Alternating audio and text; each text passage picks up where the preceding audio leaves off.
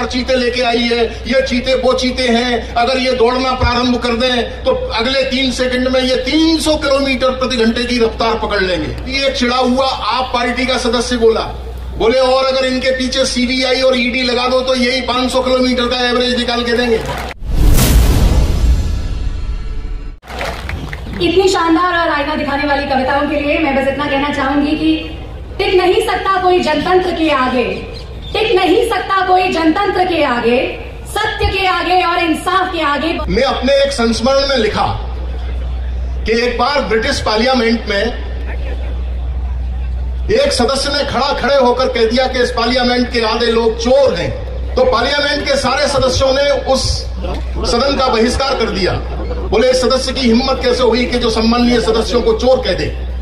हम ये सदन तब तक नहीं चलने देंगे जब तक ये सदस्य सारे सम्माननीय सदस्यों से माफी नहीं मांग लेते। जब दबाव पड़ा तो अगले दिन उस सदस्य ने यह कहकर के माफी मांगी कि मैं अपने कहे पर शर्मिंदा हूं, मैं अपने शब्द वापस लेता हूं और अब यह कहना चाहता हूं कि इस सदन के आधे लोग चोर नहीं हैं। देश में जो विद्रुपताएं, देश में जो विसंगतियां पैदा हुई, वहां से व्यंग पैदा हुआ और व्यंग के लिए कहीं नहीं जाना पड़ता।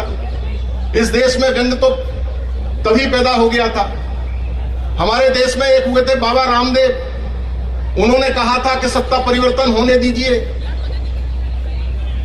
विदेशों से हम काला धन वापस लाएंगे और अगर वो काला धन वापस आ गया तो ये देश की गरीबी तो क्या है, फिर से सोने की चिड़िया बन जाएगा। वो काला धन आज तक वापस नहीं आया। एक दिन मुझे मिल गए हवाई जहाज में, मैंने बाबा वो काला धन तो अभी तक वापस नहीं आया, आपने इतनी बड़ी सफेद झूठ क्यों बोली, जबकि आपने तो बचपन में चाय भी नहीं बेची।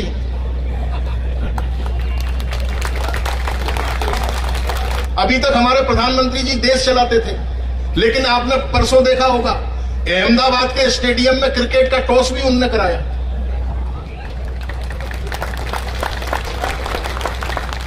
और जब मीडिया ने यह खबर फैलाई कि हमारे प्रधानमंत्री जी क्रिकेट का टॉस कराएंगे, तो रोहित शर्मा का मेरे पास फोन आया, बोले शर्मा जी मैं बड़ा परेशान हूं, पहले तो एम्पायर टॉस कराते थे, प्रधानमंत्री जी टॉस करा रहे हैं, मेरी तो समझ में नहीं आ रहा मैं हेड मांगू या टेल। मैंने कहा भैया हेड और टेल के चक्कर में मत पड़ियो, तू तो अडानी हो अंबानी में से एक मांग लियो, देश भले ही हार जाए पर टॉस तू जीत जाएगा। कोई बात नहीं है, काला धन नहीं आया तो क्या हुआ, 8 चीते तो आ गए देश में। और मेरे दिल्ली के दिलदार दोस्तों, जहां व्यंग पर मेरी नजर गई है, बस उस नजर पर आपकी मोहब्बत चाहता हूं। नामीबिया के जंगल से 8 चीते भारत में लाए गए। जब 8 चीते नामीबिया के जंगलों से भारत में विदा हो रही थी, तो बाकी बचे हुए चीतों ने उन 8 चीतों से कहा, बोले भैया यहां से हिंदुस्तान जा तो रहे हो, लेकिन पता नहीं वहां का एटमॉस्फेयर आपके सूट किया या नहीं किया, आप लोग अपना ख्याल रखना। तो 8 चीतों ने उत्साह से कहा, हमारी चिंता मत करो काका जी, हम तो यहीं से भाजपा ज्वाइन करके जा रहे हैं। अरे वंस मोर क्यों, पहली बार कहां था, सप्लीमेंट्री में पास हुआ है क्या? तो ये मजे हैं साहब। और मजेदार बैठना, यहाँ प्रिंट मीडिया, इलेक्ट्रॉनिक मीडिया के लोग बैठे हुए हैं, इस मीडिया ने भी गजब कर दिया साहब। और व्यंग पर आपकी मोहब्बत चाहूंगा मैं, इस मीडिया ने दिखा करके कि ये नामीबिया के जंगलों से चीते आ गए हैं, भारत सरकार चीते लेके आई है, ये चीते वो चीते हैं, अगर ये दौड़ना प्रारंभ कर दें तो अगले 3 सेकंड में ये 300 किलोमीटर प्रति घंटे की रफ्तार पकड़ लेंगे। तभी एक चिड़ा हुआ आप पार्टी का सदस्य बोले और अगर इनके पीछे सीबीआई और ईडी लगा दो तो यही 500 किलोमीटर का एवरेज निकाल के देंगे। अखबार वालों ने साहब गजब कर दिया। अखबार वालों ने लिखा इन चीतों को कूनों के जंगलों में छोड़ा जाएगा, कहना किसली के उद्यानों से इनके लिए हिरन लाए जाएंगे, राजस्थान से सांवर लाए जाएंगे। मैंने उन चीतों से कहा देखो भारत सरकार कितना ख्याल रख रही है आप लोगों का। बोले भैया हम ख्याल कुछ नहीं होता, हम तो पहले से ही तय करके आए हैं कि खुराक का ठीक प्रबंध कर लेना, वरना हमारा कोई भरोसा नहीं है, हम राहुल गांधी की भारत जोड़ो आंदोलन में भी शामिल हो सकते हैं। और दोस्तों इस हिंदुस्तान का सच सुनना, उस चीतों की कहानी के माध्यम से अगर उस पीड़ा को मैंने सही व्यक्त कर दिया हो तो एक बार जरा घनघोर तालियां बजाना, मुझे मन देना। अभी बात सुन लीजिए, जहां जिस व्यंग पर मेरी दृष्टि गई है पढ़े लिखे लोगों, जहां मेरी दृष्टि गई है, जिस विमान से वो 8 चीते भारत में लाए गए, और जब वो विमान वापस नामीबिया जाने लगा तो एक पत्रकार ने कहा, बोले इस विमान को खाली क्यों जाने दिया, बल्कि हमारे यहाँ भी कई ऐसे जीव जंतु हैं जो नामीबिया के जंगलों में छोड़ने लायक हैं। मेरी लघु कथा सुन लीजिए, देश में चल क्या रहा है। बस उस देश में स्थिति ये हो गई, कोई बोलने तैयार नहीं है,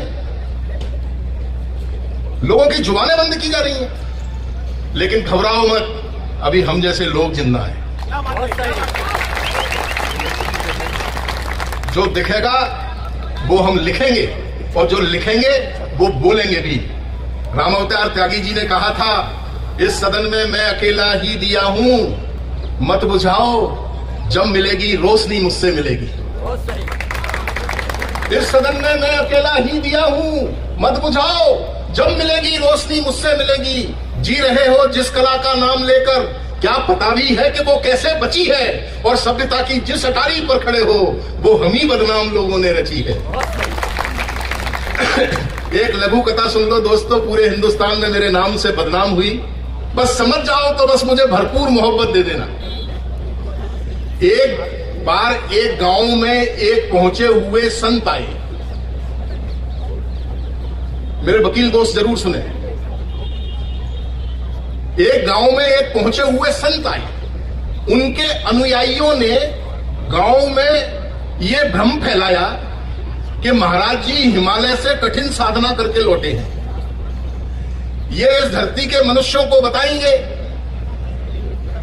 कि आखिर मनुष्य मरने के बाद जाता कहां है। इस पाखंड की सूचना फैलते ही आसपास के गांव के तमाम लोग वहां एकत्रित हुए।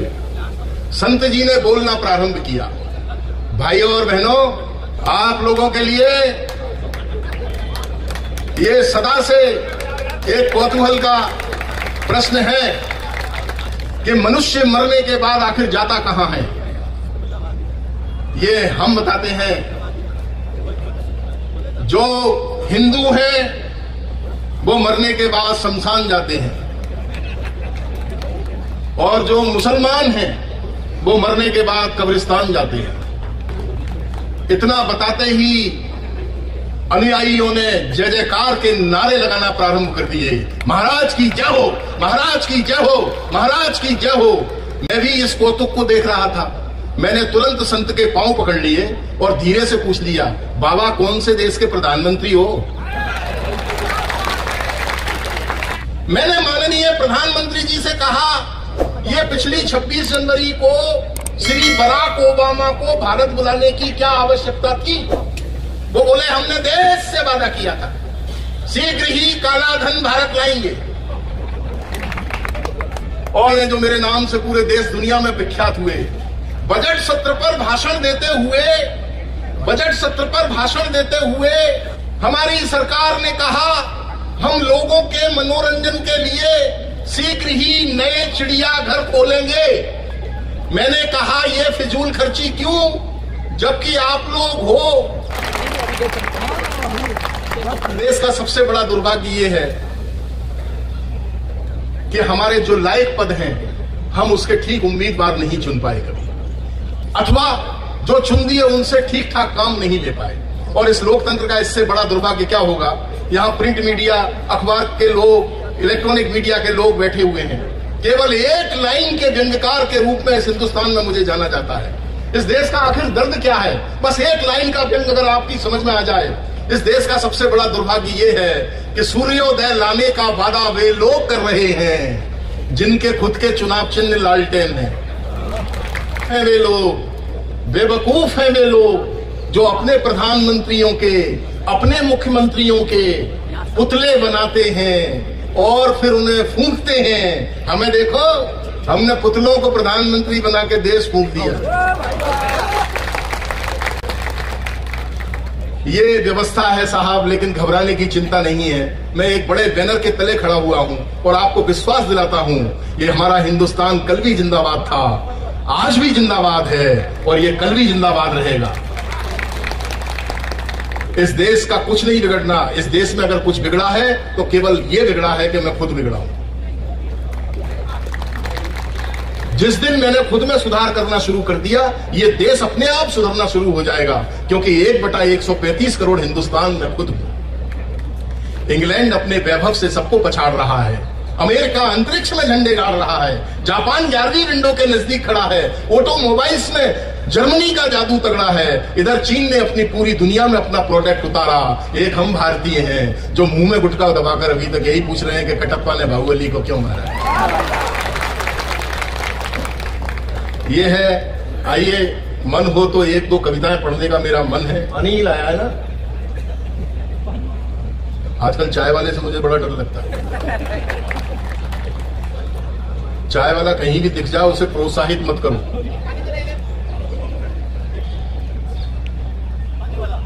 मीठ पानी है,